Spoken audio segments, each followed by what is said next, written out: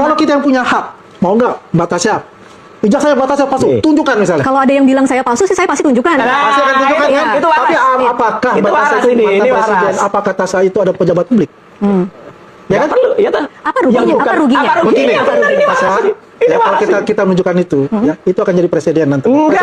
Presiden apa? Banyak mungkin gini, entah itu LS Kemla, entah itu ya nggak apa-apa kalau memang asli itu tunjukkan. juga. Kamu tetap palsu. Wah. Dan kemudian biar saya uji. Belakangnya bisa saja.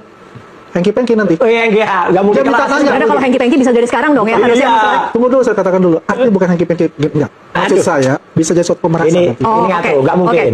Kalau asli. Tapi sekarang ada pemerasan tidak, Pandi? Sekarang ada nggak pemerasan? Pemerasan yang mana kita? Lah, ya, makanya. Kita semua itu ya kita serahkan Ini kepada makin ngaco penyidik lagi. untuk itu. Assalamualaikum warahmatullahi wabarakatuh. Banyak kita lihat ya relawan-relawan Jokowi alias Termul ya, kalau berdebat dengan peneliti-peneliti seperti Dr. Tifa, Roy Suryo, Rismon Syanipar yang melakukan penelitian terhadap ijazah Jokowi. Jadi para Termul atau pendukung Jokowi ini tidak bisa berkutik dan tidak ada data. Jadi mereka hanya bisa membantah argumentasi seperti Dr. Tifa maupun Roy Suryo ya, dengan argumentasi yang tidak berbasis data. Dan ini semakin membuat Termul itu ya terpojok. Mereka ya sebatas membela Jokowi itu karena memang posisi mereka relawan ya, tentunya mereka mendapat ya dalam polemik ijazah Jokowi. Orang tidak akan mungkin mati-matian membela polemik ijazah Jokowi kalau tidak dikasih apa-apa. Seperti yang pernah disampaikan oleh Bang Refli Harun. Rakyat Indonesia, Anda tahu ya, siapa bicara dengan hati nurani, siapa yang bicara karena ada kepentingan ekonomi di belakangnya. Kalau Anda membela kekuasaan atau Anda membela mantan penguasa yang masih powerful dari sisi ekonomi, maka tentu Anda mengharapkan sesuatu. Kalau tidak kekuasaan, jabatan, uang. Itu kan dipakai untuk melakukan kejahatan. Ya, nah- Ijazah ini kan tidak dipakai melakukan kejahatan. Kejahatan apa? Narasi Bung Michael ini sesat yang saya Kok sesat? Ya. Karena barang bukti yang tidak boleh dikembalikan ke pemiliknya itu, bahwa itu adalah barang bukti yang pernah dipakai melakukan kejahatan. Misalnya pisau tadi, pisau tadi mau diminta lagi, misalkan itu pisau saya gitu ya, Iya. minta lagi dong, nggak bisa. Itu kan dipakai untuk melakukan kejahatan. Iya, nah- Ijazah ini kan tidak dipakai melakukan kejahatan. Kejahatan apa? Narasi Bung Michael ini sesat yang saya Kok sesat? Yang saya Emang begitu, Bang. Yang saya katakan itu adalah ya ketika proses ini sudah selesai, maka pengadilan akan mengatakan barang bukti 1 2 dikembalikan ke sini, 3 4 Betul. ke sini. Itu betul. Tapi sebagai pelapor, itu bukan barang alat untuk melakukan kejahatan.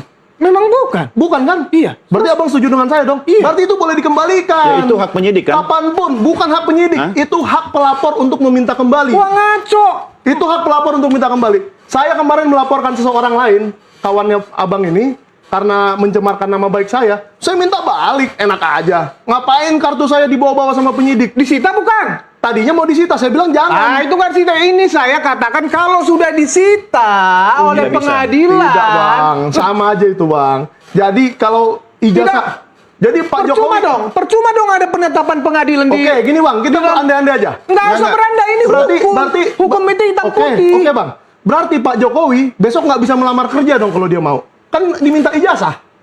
Ya memang Pak Jokowi nggak akan melamar kerja lagi. Bukan masa, itu. Berarti dia tidak bisa. Gini, logikanya, kalau itu ijazah harus disita sampai proses ini selesai, yang sudah sejak 30 April sampai sekarang udah Februari lagi nih, udah mau setahun. Ya. Berarti orang yang mengalami hal yang sama dengan Pak Jokowi akan kehilangan haknya untuk melamar kerja karena ijazahnya disita penyidik. Nggak masuk akal. Saya tidak bisa merespon itu. Itu harusnya Nggak masuk polisi akal. atau penyidik yang bisa menjawab. Nah, itu besok Tapi abang jangan mungkin- berasumsi. Anda berdua jangan berasumsi. Itu yang saya Based on data. Kita ini based on kebanyakan legal. berasumsi. Saya based on data. Data apa soal itu? Karena barang bukti saya dikembalikan oleh Tapi penyidik. bukan disita kan? Tapi Polda tidak Metro Jaya. disita. Ya, sebentar. Itu sama. Mau tanya Pak David itu apa lawyer ya? Lawyer atau bukannya? Saya bukan lawyer, tetapi saya Backgroundnya juga apa ya, Pak David, ya? bagian dari. Kalau lawyer atau pakar hukum saya malah belajar gini ya. Jadi saya mau tahu dulu Ya, Pak backgroundnya apa? Saya bukan lawyer, tetapi saya belajar hukum, Mbak. Saya alumni enggak. Lemhanas, ya, PPRA, dan di sana ada kajian hukum. Saya bukan lawyer, background status saya bukan lawyer. Oh, background pendidikannya apa ya Pak David ya? Kalau boleh tahu. Ya, saya dari sosiolog, teknik dan sosiolog, teknik dan juga saya belajar hukum. Saya belajar hukum, tapi saya bukan lawyers. Itu. Oke, belajar hukumnya sudah selesai. Artinya gini, saya mau coba kita ini sama-sama punya legal standing apa yang sesuai apa tidak ya untuk menyatakan tentang pasal-pasal gitu ya. Jadi ternyata kan Pak David bukan sarjana hukum, bukan lawyer ya. Artinya di sini pun saya juga bukan lawyer. Oke. Jadi di sini tuh kita tidak berangkat dari membicarakan tentang pasal-pasal ya. Jadi di sini saya mungkin mengharapkan Mbak Naila itu kita sama-sama, ini kan saya awam dalam hukum karena itu saya punya penasehat hukum Bala RRT, dan Pak David ini juga orang awam dalam hukum, jadi tidak punya legal standing juga untuk menyatakan pasal-pasal ya. Jadi maka kita berangkat supaya diskusi ini bermakna edukasi kepada masyarakat ya, bahwa saya kembalikan lagi bahwa kita masyarakat itu kalau tidak punya kasus itu selalu lupa bahwa kita sebagai warga Indonesia itu betul-betul luar biasa loh ya, dilindungi oleh Undang-Undang Dasar 1945 yang sangat kokoh. 80 tahun ya. Oleh karena itu maka kita jelas sekali punya hak eksklusif sebagai warga negara untuk melakukan berkomunikasi, memperoleh informasi, melakukan pengkajian, mencari dan sebagainya, dan itu dilindungi oleh undang-undang. Nah, itu persoalannya adalah ketika kemudian ada pasal-pasal, ya ini tentu saja para penasihat hukum kami, para pakar hukum ya, kami juga menggunakan para ilmuwan hukum ya, para profesor, para doktor, itu juga yang kemudian menyampaikan bahwa pasal-pasal yang dikenakan oleh pelapor ya Pak Joko Widodo dan para pelapor itu pasal-pasal yang bersyarat muat sekali dengan penuh dengan muatan kriminalisasi begitu ya. Oleh karena itu maka kita menghadap kepada Mahkamah Konstitusi. Nah, itulah warga negara ya. Itulah warga negara. Kita menghadap kepada Mahkamah Konstitusi untuk melakukan judicial review. Kenapa? Supaya pasal-pasal itu tidak lagi dikenakan, tidak lagi menjadi korban warga negara yang lain ya. Seperti Pak David Kajung kalau suatu ketika nanti bisa saja mengalami kriminalisasi. Ini sekarang aja enggak atau belum gitu ya. Jadi itu. Nah, sekarang saya mau sampaikannya bahwa kita jelas sekali batu ujinya itu jelas ya. Ini kemarin kami belajar Pak David kan belum pernah ke MK ya. Saya belajar dari Profesor Saldi Isra bahwa ada batu uji. Saya juga belajar dari para ilmuwan hukum. Ada batu uji. Yaitu apa? Pasal 28 Undang-Undang Dasar 1945 itu batu uji. Landasan dasarnya sangat kokoh, sangat kuat, 80 tahun dilindungi oleh undang-undang. Itu pasal 28 ya? Coba mau baca. Batu uji pasal 28 ya. Oke, itu batu ujinya ya. Kalau kita bicara tentang batu uji. Nah, kemudian kita angkat dari problematika yang ada pada persoalan mengapa seorang peneliti seperti kami itu dikriminalisasi, maka area untuk kita diskusi itu bukan area hukum. Ya, yang ditunggu-tunggu oleh para termul adalah sidang. Oh, salah besar. Areanya adalah area ilmiah. Kenapa? Karena kami menggunakan kajian ilmiah berbasis metodologi yang kokoh dan kuat. Sekarang siapa yang memastikan bahwa karya kami yang sudah kami publikasikan dalam buku Jokowi's White Paper ini itu kokoh kuat secara metodologis? Yang melakukan bukan kami, Mbak Naila. Yang melakukan adalah para guru besar, para profesor, para doktor yang menjadi ahli kami, yang sudah berangsur-angsur sudah hadir di Polda Metro Jaya. Dan insya Allah besok ada seorang begawan, ada seorang guru besar, Profesor Din Syamsuddin, dan tidak kurang juga Komjen Wakapolri Indonesia, Pak Jenderal Ugroseno, itu juga menjadi ahli kami. Dan kemarin sudah ada 11 guru besar dan para doktor itu yang memastikan bahwa apa yang kami lakukan sebagai peneliti itu jelas kokoh kuat secara metodologis. Nah, itu ya. Jadi areanya itu ada di situ. Polda Metro Jaya tentu saja itu juga menggunakan ahli. Maka kita bicara dalam konteks ilmiah, bukan dalam konteks hukum. Ini dulu yang diuji. Ya, ini dulu yang diuji. Oke. Itu tadi penjelasan Dr. Tifa. Nah, Bang David, jadi penelitiannya sudah kemudian ini banyak didukung oleh tokoh-tokoh besar ya. Katanya memang penelitiannya, metodologinya dan objek penelitian juga ilmiah. Nah, tapi tadi balik lagi. Walaupun Anda bukan orang hukum, tapi Anda mengerti betul mengikuti kasus ini dan juga apa yang kemudian ingin Anda sanggah terkait dari kriminalisasi itu tadi. Iya, jadi gini, itu nggak apa-apa ya. Ini alam kebebasan, itu opini Mbak Rifa. Itu wajar-wajar aja. Karena seorang penyidik, ya, tim penyidik Polda itu juga selalu bekerja di atas landasan hukum ya. Alat-alat bukti, makanya proses penyidikan kemarin berbulan-bulan karena juga Polda tidak ingin gegabah menentukan mereka ini sebagai tersangka. Makanya saya katakan, sebenarnya dalam hukum pidana itu 2 alat bukti cukup untuk mentersangkakan orang yang ditopang oleh mens rea, dugaan bahwa di situ ada niat jahat sejak dini. Niat jahat itu adalah fitnahan di situ. Jadi kalau misalnya mengatakan bahwa ini proses penelitian ilmiah, ada dua hal. Satu, dari sisi kaidah ilmiah saja tidak memenuhi unsur-unsur ilmiah di situ. Karena tadi saya katakan penelitiannya adalah penelitian kuantitatif. Pak Metode David kuantitatif. ilmuwan bukan? Pak David ilmuwan bukan? Ahli metodologi bukan? Mengerti saya tentang digital sama-sama. forensik Saya bukan? juga Mengerti belajar tentang metodologi. neuroscience perilaku bukan? Kalau Saya memang bukan, Mbak. Anda tidak punya hak untuk melakukan pendapat. Anda tidak punya hak untuk melakukan pendapat, untuk menyampaikan pendapat tentang ilmu kami. Kalau Anda merasa- Yang punya hak untuk melakukan opini terhadap ilmu kami adalah para ilmuwan, para guru besar, para profesor, para dokter. Anda sama sekali tidak punya apapun legal standing Anda untuk bicara tentang ilmu kami. Oke, Merasa- Dr. Tifa, Harus jelas. Sebentar. Harus tegas ya. kita dengarkan Pak David dulu ya. Ini ada hal yang ingin disampaikan ini, katanya terkait metode penelitiannya, peneliti kok kuantitatif. Nah, beliau ini sosiolog kan katanya ya. Supaya kita memberi pendidikan yang baik bagi warga yang menilai, Mbak. Anda punya opini, saya punya opini. Nah, jadi kita sama-sama orang berangkat dari kampus. Saya juga master, Mbak. Saya pendidikan lembaga. Iya. Jadi kita nggak apa-apa diskusi, jangan saling potong. Jadi saya bilang, berdasarkan kaidah hipotesa nggak ada di dalam penelitian ilmiah, nggak ada hipotesa yang Anda bangun. Variabel-variabel yang ada di dalam proses penelitian ilmiah itu nggak ada, ya. Tiba-tiba bunyi. Lalu kemudian baru sekarang mencari alat bukti ke KIP, ke KPUD, ke KPU pusat, ya. Sudah melakukan statement, kesimpulan awal, baru mencari bukti-bukti pendukung. Itu semua menyalahi kaidah-kaidah penelitian ilmiah. Makanya saya bilang, kalau kaidah ilmiah benar-benar terpenuhi, maka nggak mungkin Anda menjadi tersangka, pasti SP3. Nah, masalahnya sekarang kan karena pertama, dua hal untuk menjadikan orang tersangka. Satu, ada mens rea, ada niat jahat yang dibuktikan oleh alat-alat bukti, saksi pendukung, saksi ahli. Yang kedua adalah ada namanya actus reus. Actus reus itu adalah perbuatan jahatnya menurut penyidik, ya. Jadi dua unsur ini menurut penyidik terpenuhi untuk mentersangkakan seseorang. Nah, itulah yang, jadi kalau dikatakan unsur kriminalisasi di dalamnya, nggak ada sama sekali terpenuhi unsur kriminalisasi. Bahwa Anda ingin menggugat KUHP lama maupun KHP baru tahun 2023, monggo. Menggugat misalnya undang-undang ITE, monggo. Itu dibuka ruang ke MK, ya. Dan sekarang kan tadi sudah disampaikan sidang pertama oleh MK. Tidak ada memenuhi unsur-unsur yang seharusnya diluluskan untuk judicial review. Makanya diminta lengkapin dulu karena kajiannya lemah, kemudian batu ujinya lemah, kausalitasnya juga nggak memenuhi, makanya diminta untuk melengkapi semua, kan pasti diminta melengkapi, kan. Jadi itu semua silakanlah opini, tetapi semua proses hukum juga berjalan. Nah, saya bilang pasal 28 UUD 45 soal kebebasan berserikat dan berkumpul dijamin undang-undang, tetapi dia bunyi dalam pasal 28J juga bunyi bahwa hak-hak orang di sebelah untuk tidak dinista, tidak difitnah, tidak dipojokkan oleh kebebasan Anda itu dilindungi oleh undang-undang. Makanya Pak Jokowi menggunakan hak dia sebagai warga negara yang hak pribadinya, hak asasinya itu dinistakan oleh apa yang Anda anggap sebagai penelitian yang menuduh. Dr. Tifa, Roy dan Rismond juga menggunakan hak konstitusional sebagai warga negara yang sah dalam menggugat pasal-pasal ini, Bang Pak David.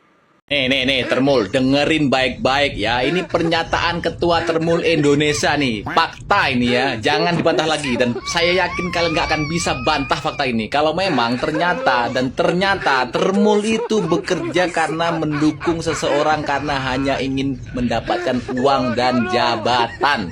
Itu fakta disampaikan oleh Ketua Termul Indonesia.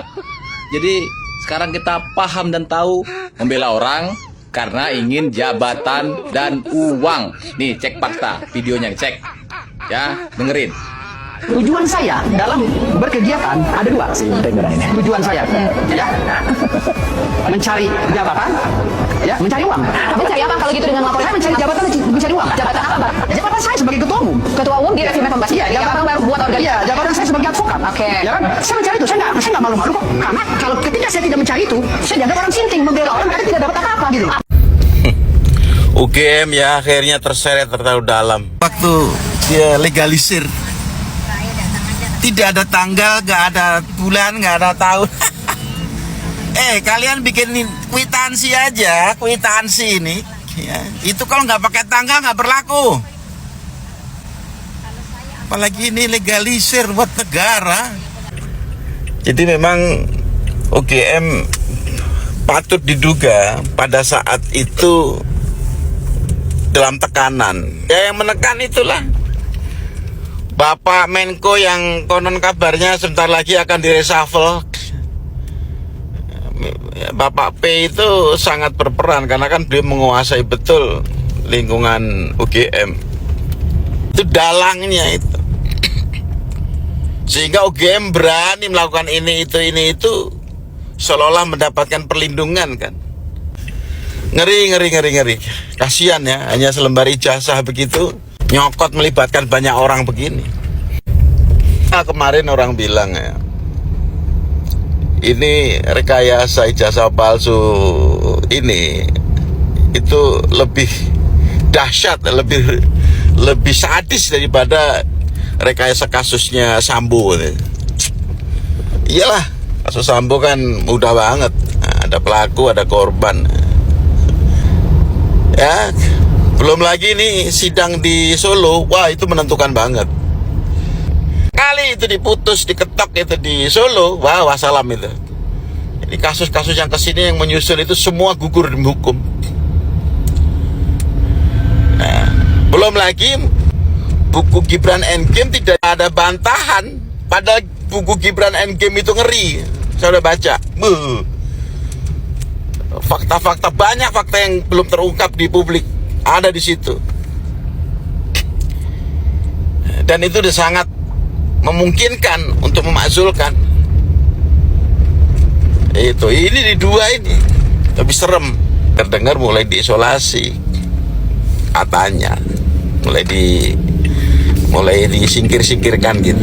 Wallahu a'lam bishawab. Kita dengar pelan-pelan ya. Dicek aja di desa Keboyan, di kecamatan Wonosgoro, Kabupaten Boyolali, dicek ke sana. Boleh dekat ini. Tahunnya seingat saya 85 awal. 85 awal. Cek. Dekat aja dari sini, cek. Warung-warung naik. Ya, jadi jelas ya. Jadi jelas ya. Tahun 85 Pak Joko Widodo mengatakan beliau KKN. Dirtipidum mengatakan tahun 83 beliau KKN. Nah, Dirtipidumnya sudah ada disampaikan. Saya sampaikan ini ya dari Dirtipidum ya. KKN selama 3 bulan di Kecamatan Wonosgoro, Kabupaten Boyolali pada tahun 1983. 83 ya, jelas ya. Oke. Itulah kontradiksi antara apa yang disampaikan oleh orang yang melakukan KKN dengan orang yang meneliti dokumen KKN, itu dua hal yang akhirnya berkontradiksi. Saya ingin masuk kepada penjelasan kenapa ini ada konspirasi besar. Karena dokumen ini digunakan untuk mendaftarkan diri sebagai calon presiden, seharusnya dokumen ini delege secara patut memenuhi standar administrasi akademik. Harus ada tanggal, bulan, dan tahun. UGM tidak pernah memeriksa ijazah Pak Joko Widodo. UGM tidak pernah melihat ijazah Pak Joko Widodo. Semua otoritas, ya, saya katakan kepada Anda ya, karena Anda nggak pernah mengikuti proses hukum ini. Di Komisi Informasi Pusat, kami tanya, dan saya adalah kuasa hukum yang melakukan permohonan terhadap KIP. Itu saya tanya pihak KPU, pernah nggak saudara lihat ijazah asli Pak Joko Widodo? Nggak pernah. Pernah nggak saudara melakukan autentikasi terhadap ijazah Pak Joko Widodo? Nggak pernah. Jadi saudara bagaimana mempercaya otoritas? Otoritas bilang aja bahwa mereka nggak pernah percaya, nggak pernah melihat, nggak pernah melihat ijazah Pak Joko Widodo. Yang mereka percaya itu adalah dokumen fotokopi ijazah yang dilegalisir. Begitu dilegalisir diserahkan kepada KPU, KPU mengatakan bahwa ya sudah, karena sudah dilegalisir oleh KPU, oleh UGM, ya sudah mereka percaya.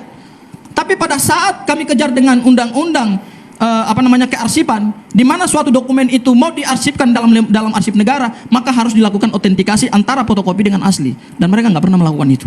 Berapa banyak Bapak sampelnya yang menyatakan bahwa materai itu warnanya hijau seangkatan dia? Berapa yang Bapak dapatkan? Itu ada 15 lebih. 15 lebih Bapak punya itu datanya? Ditahan. Bukan saya, Bu ya. Itu jangan pernyataan saya. Lah kan Bapak yang ngomong. Sebenarnya saya mau bertanya sama Bapak yang tadi bicara. Kalau Bang Deddy kan belum bicara gitu kan. Nah gitu. Jadi saya sebenarnya mau tanyanya ke sini Bang Andromeda, boleh nggak? Boleh. Oh, boleh. Baik. Saya tanya dengan Pak Andi tadi ya. Baik. Pernyataan yang Anda kemukakan itu menarik sekali gitu ya. Tadi dikatakan bahwa materai itu warnanya hijau. Nah, berdasarkan peraturan mana Anda bisa mengatakan bahwa materai itu warnanya berbeda-beda? Bahkan di dalam Undang-Undang nomor 13 tahun 1985 tidak pernah dinyatakan ada materai seperti itu.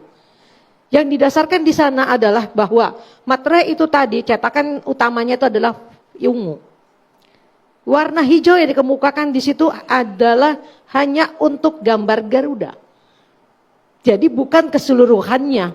Kalau tadi ditunjukkan warna hijau itu dapat dari mana ya? Begini Bu, boleh Bang Dias, Bang? ya, jadi dari yang Langsung namanya saya pegang, saya diperlihatkan Ya. ke kamera. ya, Saya melihat dari sini dan saya mendapatkan dari Kagama, Bu. Ya, dari Kagama Bela UGM, pemilik ijazah mereka. Jadi ada ketua angkatan, Mas Toa Iskandar itu menginfokan ada beberapa ijazah itu semua, ya, teman-teman beliau itu warnanya adalah meterainya hijau. Ini boleh saya pegang bang? Kita sorot di kamera boleh bang ya? Boleh. Sebentar dulu. Dipilih dulu bang. Yang mana ini yang betul? Biar nggak ada. Ini saking banyak lembaran perinan ini kan dari Iya. Bang Andi Aswan ini kan? Sebentar, mana tadi? Oh, ini. Ini, Yang sudah yang ini. Oke, yang kita perlihatkan di kamera. Ya, itu warnanya hijau stemnya, apa meterainya. Kita berdasarkan itu, Bu. Ya, bukan saya mengada-ngada apa ini enggak, karena berdasarkan inilah saya menunjukkan bahwasanya itu ijazahnya itunya meterainya hijau. Maaf Pak, Kagama itu tidak bisa mengeluarkan warna materai Pak. Yang mengeluarkan itu adalah undang-undang. Berdasarkan undang-undang Gini, tadi Bu. warnanya ditetapkan Pak seperti itu. Nggak kayak gitu Pak.